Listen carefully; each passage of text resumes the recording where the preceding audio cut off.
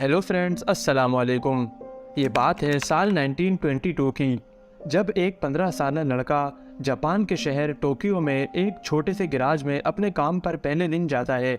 लेकिन इस गिराज के मालिक ने इससे कहा कि तुम इस किस्म के काम के लिए नहीं बने, और इसने इसे वर्कशॉप की सफाई और अपने बच्चे की देखभाल की जिम्मेदारी दे दी। उस वक्त किसी ने भी ये नहीं सोचा था कि ये बच्चा एक दिन दुनिया के सबसे बड़े कार और बाइक मैन्युफैक्चरर ब्रांड होंडा का मालिक बनेगा। जी हाँ दोस्तों, मैं बात कर रहा हूँ सुइचिरो होंडा की।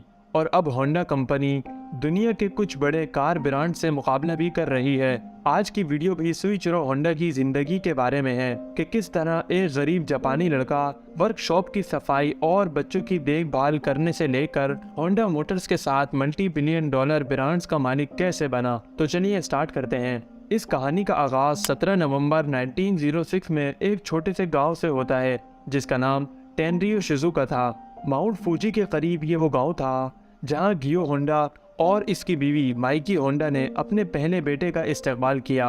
वैसे तो सुइचिरो होंडा 8 बहन भाई थे, लेकिन 5 बहन भाइयों को पैदाइश के चंद साल बाद ही खो दिया, क्योंकि इनके वालिद के माली हालात इतने अच्छे नहीं थे कि वो इनका इलाज करवा पाते। सुइचिरो होंडा के वालिद गांव के एक मकामी लोहार और साइकिल्स के मैकेनिक भी थे, और इनकी वालदा कपड़े बनाने का काम करती थीं। जब सुइचिरो होंडा सिर्फ 8 साल के थे तो इन्होंने एक कार देखी जिसका नाम फोर्ड मॉडल टी था। वो इसको देखकर बहुत हैरान हुए और सोचने लगे कि आखिर ये कार कैसे चल रही है। इसको देखकर इन्होंने मैकेनिक बनने का सोचा। सुइचिरो के वालिद लोहार होने के साथ साथ साइकिल्स के मैकेनिक भी थे, तो लोग अपनी साइकिल्स को ठीक कराने सुइचिरो के वालिद के पास ही आया करते थे। सुइचिरो के वालिद साइकिल्स को ठीक करते और बेचा भी करते थे। सुइचिरो का ज्यादातर वक्त अपने वालिद के साथ दुकान पर ही गुजरा करता था, क्योंकि इनको मैकेनिक बनना था। एक दिन सुइचिरो जब स्कूल जा रहे थे तो रास्ते में इन्हें एक ऑटोमोबाइल कंपनी का इश्तेहार दिखा। ये कंपनी जापान के शहर टोक्यो में मौजूद थी और वो सब कुछ छोड़ छाड़ कर जापान के शहर टोक्यो चले गए। जब सुइचिरो टोक्यो पहुंचे तो वो ये देखकर हैरान रह गए कि शहर की जिंदगी कितनी तेज और मुख्तलिफ है। जब सुइचिरो इस गैराज में पहुंचे तो गैराज के मालिक, जिसका नाम यूजो साकाकिबारा था, इन्होंने सुइचिरो को बच्चे संभालने का काम दे दिया। सुइचिरो सारा दिन बच्चे को अपनी पीठ पर लाद कर घूमा करते थे। सुइचिरो को ये काम बिल्कुल भी पसंद नहीं था, लेकिन इसके पास इसके अलावा और कोई चारा भी नहीं था। अगर वो घर वापस जाते तो इन्हें अपने वालिद को फेस करना पड़ता। लेकिन जब गैराज में काम बढ़ने लगा और वर्कर्स की ज़रूरत पड़ने लगी तो गैराज के मालिक ने सुइचिरो को मैकेनिक शॉप में डाल दिया। सुइचिरो को जो काम मिलता वो बहुत जल्द ही सीख जाता। इसकी काबिलियत और लगन को देखकर गैराज के मालिक ने इसे अपने अंडर ले लिया और इसे ना सिर्फ मैकेनिकल मुरम्मत बल्कि बिजनेस मॉडल भी सिखाया। सुइचिरो इस गैराज में अब काफ़ी कुछ सीख चुका था, तो इन्होंने एक कंपनी खोलने का सोचा। इस कंपनी का नाम टोकाई साकी हैवी इंडस्ट्री रखा गया, जहां वो पिस्टन स्प्रिंग बनाते।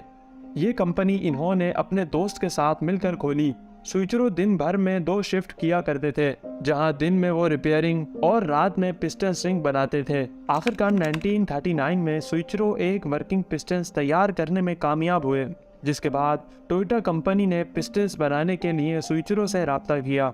सुइचिरो ने 50 पिस्टन सैंपल के तौर पर टोयोटा कंपनी भेजे, लेकिन सिर्फ 3 ही सेलेक्ट हो पाए। ये देखकर सुइचिरो बहुत मायूस हुए, लेकिन इसने हिम्मत नहीं हारी और अगले चंद साल जापान में स्टील बनाने वाली कंपनियों और यूनिवर्सिटियों का दौरा किया, ताकि वो पिस्टन्स की क्वालिटी बेहतर से बेहतर बना सके। इसके बाद ना सिर्फ इसके नए पिस्टन्स ने क्वालिटी कंट्रोल पास किया, बल्कि पूरे मुल्क से ऑर्डर्स भी आना शुरू हो गए। और जो कंपनी 2 लोगों ने स्टार्ट की थी, अब इसमें तकरीबन 2000 वर्कर्स काम कर रहे थे। लेकिन 1941 में जापान वर्ल्ड वॉर 2 की जद में आ गया और जापान की हुकूमत ने सुइचिरो की कंपनी को अपने अंडर में ले लिया। बहुत से वर्कर्स ने इस्तीफा देना शुरू कर दिया, क्योंकि इन्हें मिलिट्री ज्वाइन करनी थी। ये उस वक्त जापानी हुकूमत का ऑर्डर था। और फिर 1944 तक जापान ने इस वॉर में अपना सब कुछ बर्बाद कर दिया था, जिसमें सुइचिरो की कंपनी भी शामिल थी। वर्ल्ड वॉर 2 के बाद सुइचिरो ने अपनी बची कुची कंपनी टोयोटा को सिर्फ $2000 में बेच दी, और अब सुइचिरो के पास खाने तक के पैसे नहीं थे। एक दिन सुइचिरो के पास एक जनरेटर इंजन आया जो जापानी फौज जंग के दौरान एक वायरलेस रेडियो को पावर करने के लिए इस्तेमाल करती थी। सुइचिरो ने वो इंजन उठाया और साइकिल में फिट कर दिया और इसे मोटरसाइकिल का नाम दे दिया। दोस्तों, ये आइडिया जापानी लोगों को इतना पसंद आया कि सुइचिरो को ऑर्डर मिलना शुरू हो गए।